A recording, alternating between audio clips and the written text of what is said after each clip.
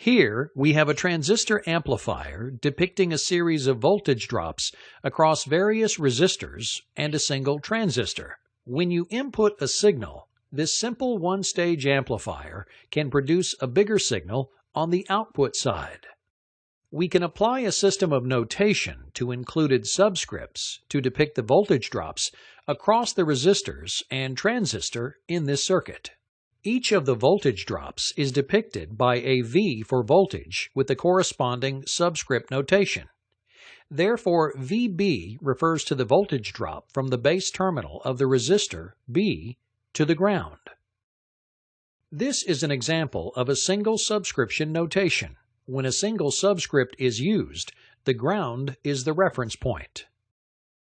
This voltage can also be notated as VRB2, referring to the voltage drop across the leads of a base resistor, RB2. Both notations can be used. The voltage from base to emitter would have a BE subscript.